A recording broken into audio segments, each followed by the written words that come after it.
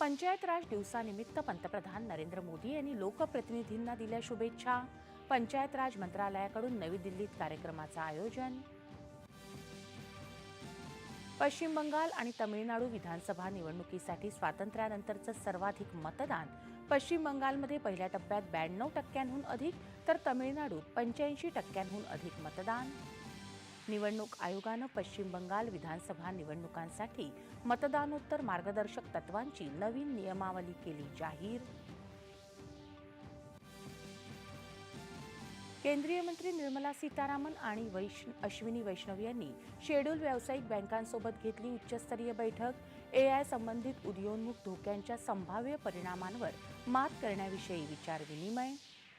Israel आणि Lebanon यांच्यातील युद्धविरामात आणखी 3 आठवड्यांची वाढ। अमेरिकेचे राष्ट्राध्यक्ष डोनाल्ड ट्रम्प यांची घोषणा। हिजबुल्लापासून लेबनॉनचं संरक्षण करण्याची दिली ग्वाही।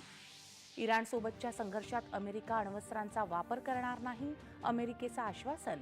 संघर्ष समाप्तीसाठी ठराविक वेळ मर्यादा निश्चित करण्यास दिला नकार। नाशिक त्र्यंबकेश्वर इथं होणारा सिंहस्थ कुंभमेळा 2027 अधिक सुरक्षित, सुरळीत आणि तंत्रज्ञानाधिष्ठित करण्यासाठी कृत्रिम बुद्धिमत्तेचा व्यापक वापर करण्याचा निर्णय। सोलापूर जिल्ह्यातील अल्पवयीन मातांच्या प्रकरणाची राज्य बालहक्क संरक्षण आयोगानं घेतली दखल। तातडीनं कारवाई करण्याचे बालहक्क आयोगाचे निर्देश।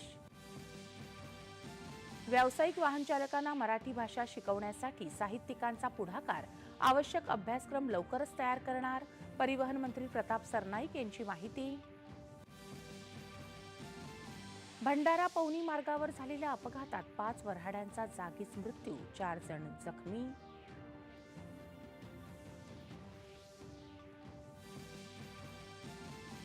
आणि इजिप्तमधल्या कैरो इथं सुरू असलेल्या ISSF कनिष्ठ विश्वचषक नेमबाजी स्पर्धेत भारताचं वर्चस्व कायम।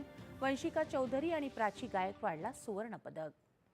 नमस्कार, 11च्या बातमीपत्रात मी सोनल चव्हाण आपलं स्वागत